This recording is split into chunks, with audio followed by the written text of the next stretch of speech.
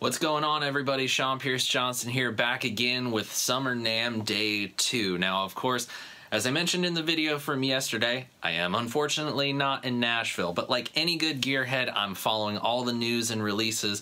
So here we go again. My favorite gear from Summer NAMM Day 2. Alright, let's start this one off with a bang by talking about my friends at Alexander Pedals that have two new effects offerings in their Neo series of pedals in the Space Race Reverb and the Wavelength High Bandwidth Digital Modulation pedal. That's a bit of a mouthful, but anyway, these are two brand new pedals that are a part of the company's Neo series, which we have previously taken a look at in the Quadrant Audio Mirror Delay and the Defender Stargate Drive, both of which I have really enjoyed. And like those pedals, it definitely has all the functionality of the Neo series, access via the TRS cable MIDI protocol, so you're capable of presets and other MIDI program changes, as well as being able to have expression pedal control over certain parameters. So it's a pretty powerful platform in a small package, which is very nice and very pedal friendly. So the Space Race is a multi-mode reverb pedal. It has 6 different reverb types, and I have a feeling that this is going to be a real winner. I have not heard anything from it. I just hope that we'll be able to get one of these in onto Stopbox Saturday very soon. The Quadrant was definitely a favorite. Really enjoyed that one and having it in my collection, and hopefully the Space Race pairs very nicely with Quadrant. Now, Wavelength is an interesting one. The high bandwidth modulation pedal. It has tremolo, chorus, vibe, filter, and flanger. The high bandwidth thing, that's a really interesting thing to me, because it sort of makes me think back to the old Boss high band flanger. So I'm wondering what exactly the high bandwidth has to do with the overall tone. Usually digital modulations to me are like hit or miss, but I have a feeling with Alexander we're going to be getting something pretty spectacular. Again, another pedal that I'm hoping that we can get on Stompbox Saturday very soon. The guys at Alexander sent me those 2 pedals previously, and I had a lot of fun with it, and I hope that they enjoyed the work that I did for them. I'm very excited to see this Neo series platform expand with 2 cool new offerings that I'm sure are going to be just as fun as what has come before. Continuing on with companies that we've previously taken a look at on my channel is Greer Amps, and they have 2 new offerings from their pedal line and their amplifier line. In the pedal world, they are introducing the Super Cobra drive pedal, which is a medium to high gain overdrive pedal. It has 2 different clipping selections, the fat and the LED setting. Now, according to their social media account, the fat setting has a nice, fat, chewy D-style mid-range, and the LED setting can get you into the British crunch territory. I've been really enjoying the Tomahawk Tweed drive that Greer sent. It is a very cool pedal. It has definitely got a cool character to it. Definitely been enjoying it, and I would really love to hear something in the more mid to high gain range from Nick's Bearded Madness over there. And then they have the Alliance 20, which is a 2-channel Class A 20-watt amplifier powered by EL84s. The first channel is more of a tweed-voiced amplifier, whereas the second channel is going to be a combination of 2 British circuits. Now, it comes in a 1x12 combo, and that at this point seems to be the only platform that it will be coming in. And that's fine. I personally am not a huge combo amp guy. I prefer the head and cab approach, personally, just for isolation's sake when recording. But that doesn't mean that you probably couldn't hook up an external speaker to the combo and bypass the internal speaker. There's always a trick up one sleeve. But I'm really excited about this too. It seems to me that the Greer amps don't get nearly as much attention as the Greer pedals do. If ever the chance came that I could check out the Greer amps in greater detail and show you all what they can do, I would love to do that. Nick is a cool guy. It was really nice to me at NAMM, and I've really enjoyed getting to know his pedals and getting to know what he's capable of. And I love the Tomahawk, and I hope that if we can get one of the Super Cobras in on Stompbox Saturday, that it's just as good, if not better. So coming out of left field from pedals and amplifiers, we get to guitar accessories, which don't seem to get a whole lot of love when it comes to the NAMM show because, quite frankly, guitar accessories are small. But this one comes to us from a new company called Magslide. And the reason that this intrigues me is because I've actually been getting into developing my slide playing recently. Now, personally, I have, well, I dropped my, oh, here it is.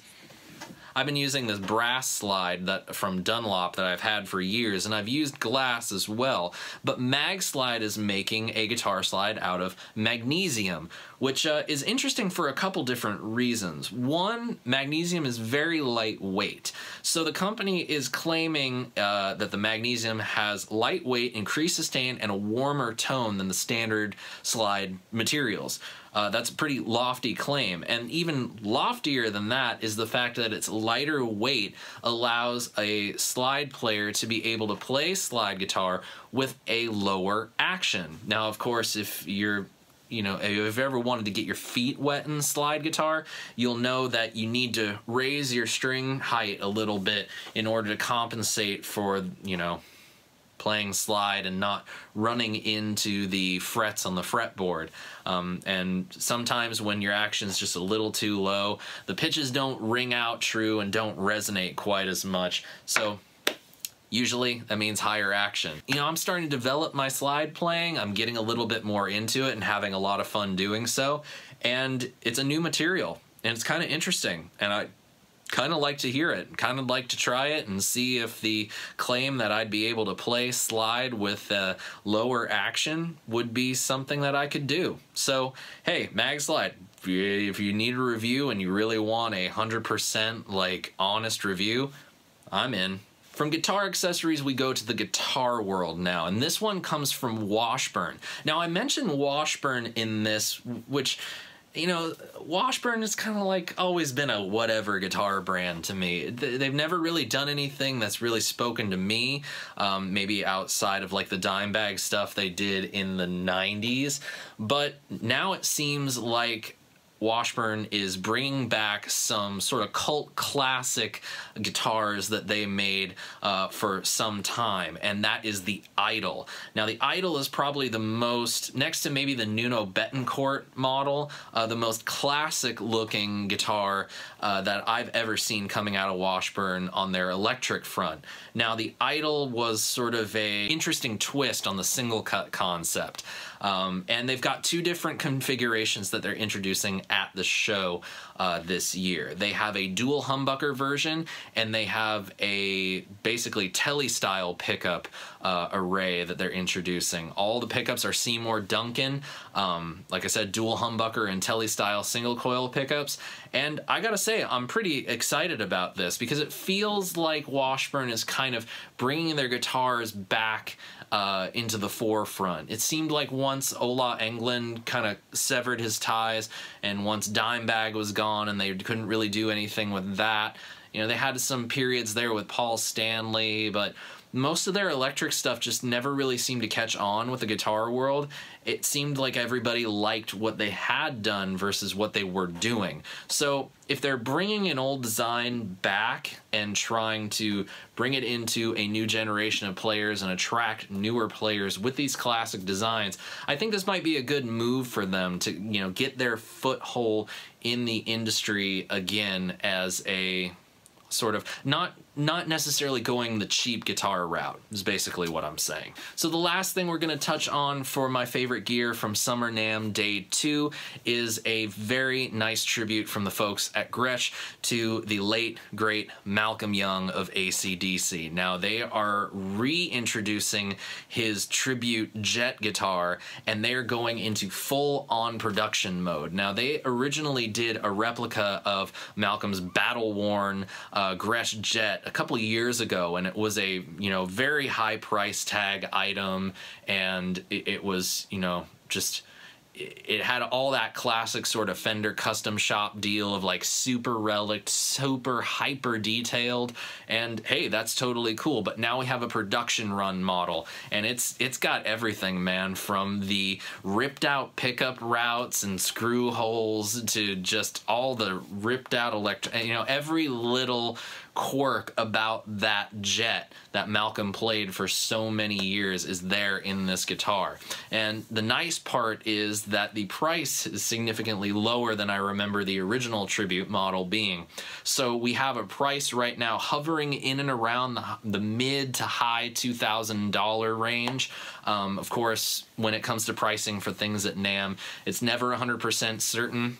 Things can always change. But essentially, it's a Gretsch Jet, stripped of a finish, stripped of everything getting in the way of Malcolm doing his damnedest, best friggin' rhythm guitar playing ever, and it's got a single TV Jones Powertron pickup. It's probably not something I'm going to be adding to my collection, but the cool factor is definitely there. It's definitely a fitting tribute to Malcolm, and hey, you just can't argue with the fact that that guitar propelled so many iconic riffs across the career of AC/DC. So if I ever get the chance to pick one up and play it, I definitely will do so, and I will do so happily, and will spend many an hour riffing away in open chords. And that is my favorite gear from Summer NAMM Day 2.